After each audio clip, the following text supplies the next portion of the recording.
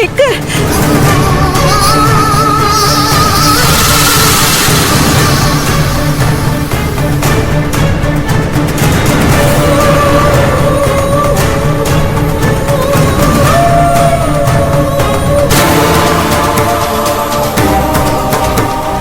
ഒന്ന് നിക്ക് കുഞ്ഞാ, ഒന്ന് നിക്ക്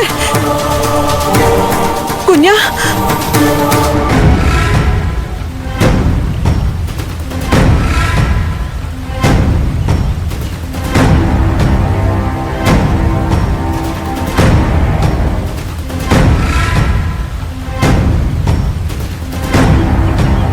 ചേച്ചി, എനിക്ക് ഒരു ഉരുള ചോറ് കൂടെ വേണം ചേച്ചി. എനിക്ക് മാത്രം പോരാ, ചേച്ചിയുടെ മോൻ മാധവനും അവനും ഒരു ഉരുള ചോറ് വേണം ചേച്ചി. വേഗം വേണം ചേച്ചി.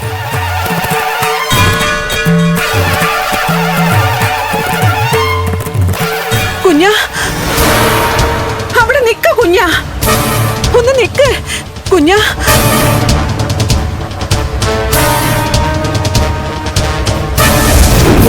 അയ്യോ ഈശ്വരാ.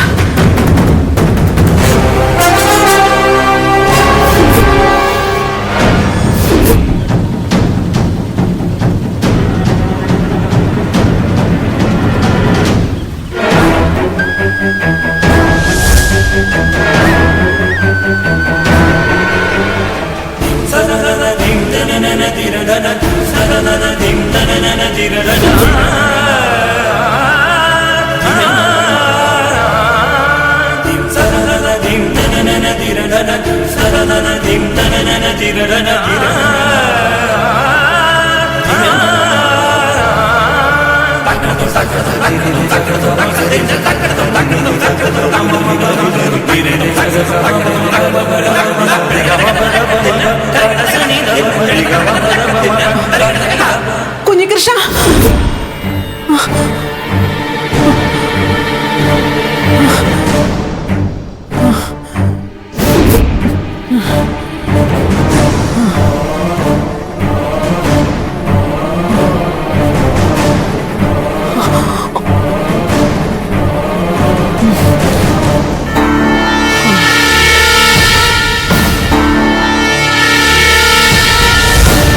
കുഞ്ഞാ.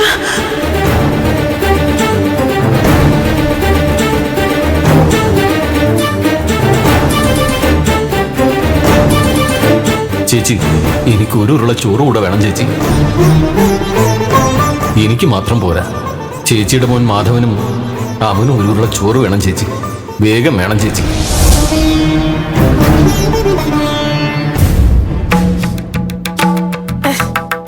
ഈ പെണ്ണിന് ഇത് എന്നിട്ട് കേടാ. അഖിലേ, നിനക്ക് പഠിക്കാനൊന്നുമില്ലേ? നീ എന്തിനാ ഏത് നേരം ഇവിടുത്തെ തൂപ്പും തുടപ്പും അടുക്കള പണിയൊക്കെ ചെയ്യുന്നേ? അതൊക്കെ ആ വനജ ചെയ്യില്ലേ? അമ്മയ്ക്ക് നാണമുണ്ടോ അമ്മേ? ഇവിടുന്ന് 3 നേരവും മൂക്കുമുട്ട തിന്നു കഴിഞ്ഞിട്ട് എന്തെങ്കിലും ഒരു ജോലി ചെയ്ത് സഹായിക്കുന്നതിന് പകരം അതിന് മനസ്സുള്ളവരെ കൂടി നിരുത്സാഹപ്പെടുത്തുവാണോ ചെയ്യണ്ടേ? അതെ, ഞാൻ ജോലി ചെയ്യാതെ തിന്നുന്നുണ്ടെങ്കിലേ അതിന്റെ കാരണം എന്താന്ന് നിന്റെ അച്ഛനോട് ചോദിച്ചാ മതി. മര്യാദക്ക് എന്നെ ദേവൂട്ടിയുടെ വീട്ടിൽ കൊണ്ടാക്കാൻ പറഞ്ഞല്ലേ, എന്നിട്ടും അങ്ങേര് കേൾക്കാതെ നടക്കുമല്ലേ? അതിന്റെ പ്രതിഷേധം ഞാൻ ഇങ്ങനെയാ കാണിക്കുന്നേ.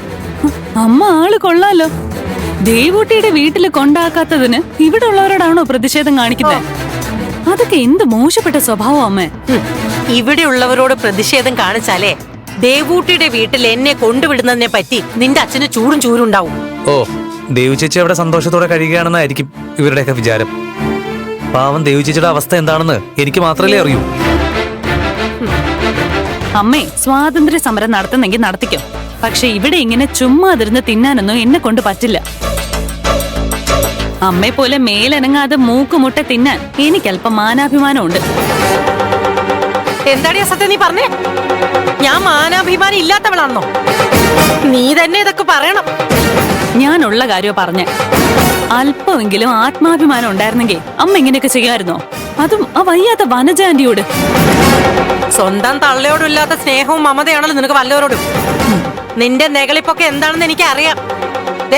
നിന്റെ വേലത്തിനൊന്നും എന്റെ അടുത്ത് വേണ്ട. സ്വന്തം തെറ്റ് മറയ്ക്കാൻ മറ്റുള്ളവരെ കുറ്റം പറയല്ലേ അമ്മേ? ആഹാ, നീ അത്രക്കായോ? നിന്നെ ഞാൻ ശരിയാക്കി തരും. പാടി. അഹങ്കാരി. നിന്നെ ഞാൻ കണ്ടു. എന്നോട് തർക്കിക്കുന്നു. ആഹാ. അഹങ്കാരം. ശരിയാക്കി തരാം. ആഹാ. ദേ, എന്നെ നീയും കൂടി കുറ്റപ്പെടുത്താൻ വന്നാലേ അടിച്ചിട്ട് പുറം പൊടിക്കും ഞാൻ. ആഹാ. അഹങ്കാരി. ആഹാ. അയ്യോ എന്റെ കണ്ണ്. ദേ, എന്നോട് കളിച്ചാലേ ഇങ്ങനെ ഇരിക്കും. നിനക്കിത് വേണടി. ആഹാ. അഹങ്കാരി.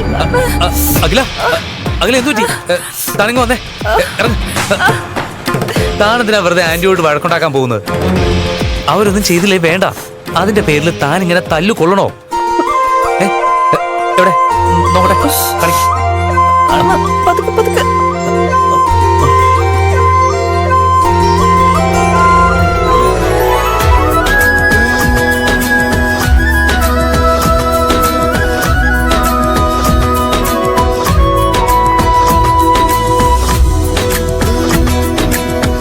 ഈശ്വരാ,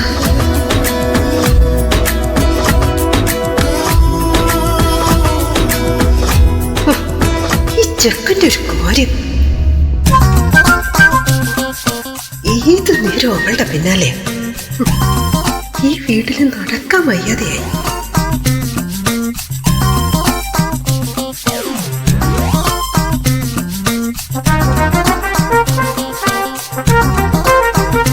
മതി, ഇനിയിപ്പൊ ആരെങ്കിലും കണ്ട അത് മതി. അതിനെന്താ, ഞാൻ തന്റെ കണ്ണിൽ ഊതി തന്നേലേ ഉള്ളൂ. മതി മതി, ഇയാള് പോയേ. ഞാനേ ഈ ജോലി ഒന്ന് തീർക്കട്ടെ.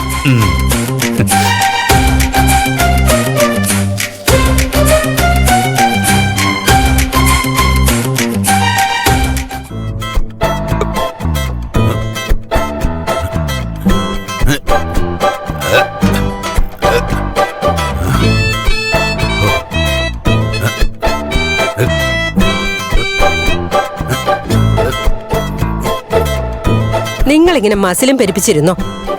ഇവിടെ നടക്കുന്ന കാര്യങ്ങൾ വല്ലതും അറിയുന്നുണ്ടോ? ഇവിടെ എന്ത് നടന്നെന്നാ നീ പറയുന്നത്? അതെ, നമ്മുടെ മോനും ആ പെങ്കുച്ചി ഇവിടെ ഉള്ളോണ്ട് ബാക്കിയുള്ളവരുടെ മനസമാധാനം പോയിന്ന് പറഞ്ഞാൽ മതിയല്ലോ. ഏത് നേരം രണ്ടുപേരും തമ്മില് മുടിഞ്ഞ ശൃംഗാരം. മനുഷ്യന് കണ്ണു തുറന്ന് നടക്കാൻ പറ്റാത്ത അവസ്ഥയായി. പിള്ളേരല്ലേടി. അത് മാത്രമല്ല, അവരുടെ കാര്യം ഏതാണ്ടൊക്കെ നമ്മൾ പറഞ്ഞുറപ്പിച്ചു വെച്ചിരിക്കുകയല്ലേ. എന്ന് പറഞ്ഞ എങ്ങനെയാ? കല്യാണത്തിന് മുന്നേ നാട്ടുകാർക്ക് പറഞ്ഞു ചിരിക്കാനുള്ള എന്തെങ്കിലും സംഭവിച്ചാലോ എന്നാ എന്റെ പേടി.